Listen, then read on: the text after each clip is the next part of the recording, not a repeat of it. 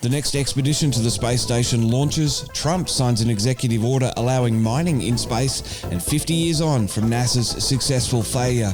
It's Tuesday, April 14, 2020, day 23 of lockdown here in Australia.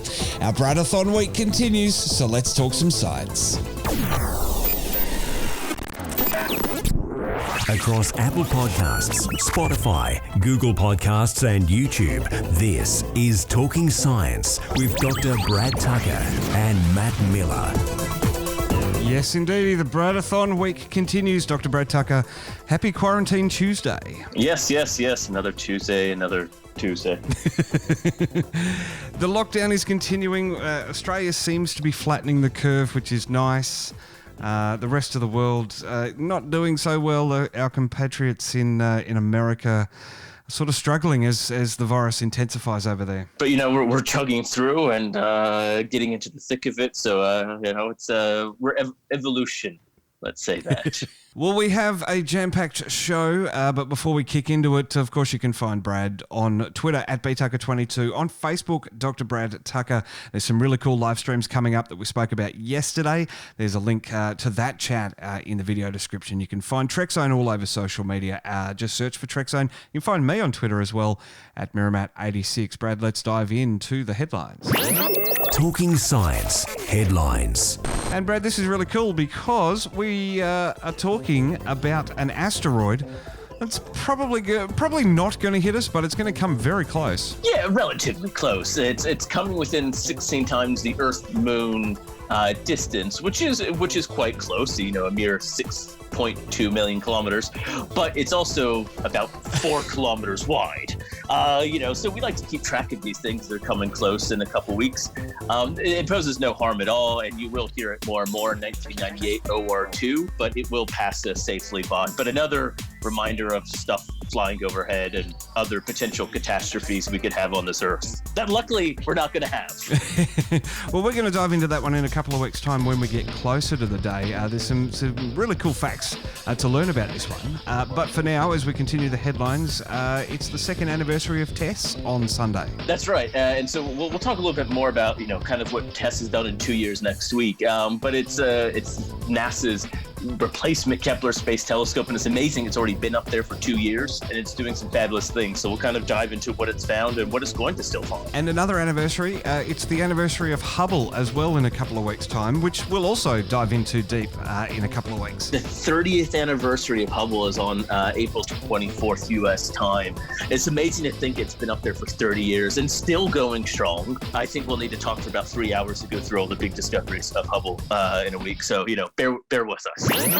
Talking Science Stories of the Week. Alrighty, Brad, let's kick into the stories of the week. And first up is the expedition heading up to the space station. It is, of course, Expedition 63 as the International Space Station continues to orbit and continues to do science despite everything going on in the world. They were ready for launch. They were in their quarantine. They were ready to go. It still keeps going. They can't really just mothball the space station. So 2 cosmonauts and American NASA astronaut went up Thursday evening, Australia time, Thursday morning, U.S. Or Kazakhstan, rather. And they'll be up there for quite a while, and it's definitely a change into some of the things that they had to do for this launch as compared to what they normally have to do. Well, Brad, Donald Trump, the esteemed US president, or should I say infamous, he's issued an executive order. Now, I'm very interested to hear your thoughts on this, but this executive order is allowing mining of the moon and other celestial bodies. We've talked about this in the past about mining asteroids, the rich minerals that they contain. This is potentially worth a lot of money to someone. Yeah, look, space mining is headed, and it's actually one of the key aspects of NASA's return to the moon is to extract resources from the moon, at least in the first instance, ice to help with rocket fuel and stuff like that. The current rules, though, are that with the international treaties, the Outer Space Treaties and the Moon Treaty, as it's called, you essentially can't mine it. And if you do extract resources for scientific use, and you could say space exploration and traveling there could be scientific use, it is not the possession of any one group. It's to be shared equally. And there's lots of debates, and there was just one that ended with CNOPUS, which is this UN body governing outer space law, back in February, really before lockdown started to take place.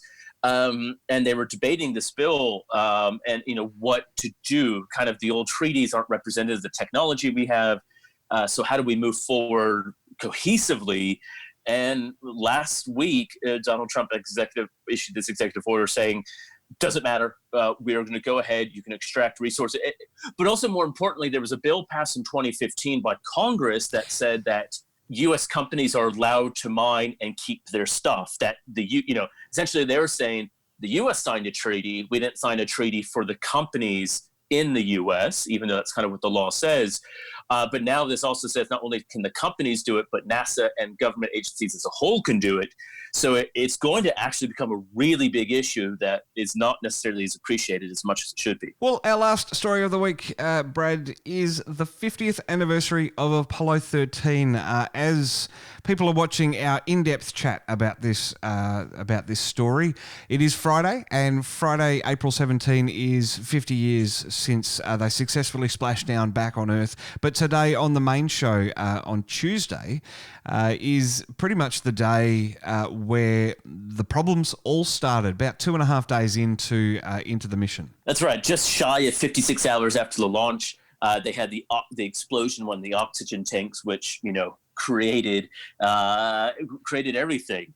They now realize that oxygen tank 2.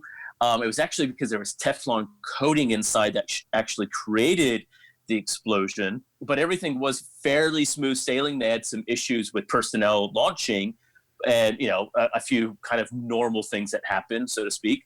But it was that explosion that quickly made them think on their feet, as we say. It's a fascinating story and a real lesson in the way lots of little problems can build up and lead to a catastrophic failure. I mean, the damaged oxygen tank that was installed was dropped on a factory floor years before Apollo 13 even lifted off from Cape Canaveral. You didn't really think in the process of moving it, assembling it, that sort of thing. It was happened. It was an accident. I draw a lot of parallels. We talked about this hole in the International Space Station that appeared last year or maybe a year and a half ago that astronauts were trying to figure out what happened, and they had to sticky tape it, and it appeared that someone was drilling because they could see the rivets, and that created a little hole and a puncture. That appeared to happen in the manufacturing stage, a simple accident. It didn't create the hole, but it fatigued the metal, and eventually over time it wore down. Little things go wrong because of the harsh conditions of space that these things go through. Fantastic, Brad. Well, I say it every week. I mean it every week. It is fun to pick apart the stories of the week with you, and we'll be doing it again next week.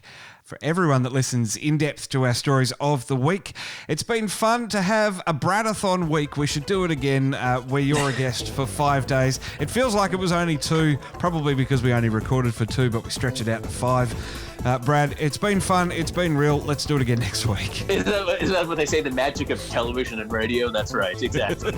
So, yes, no, it's great, and take care.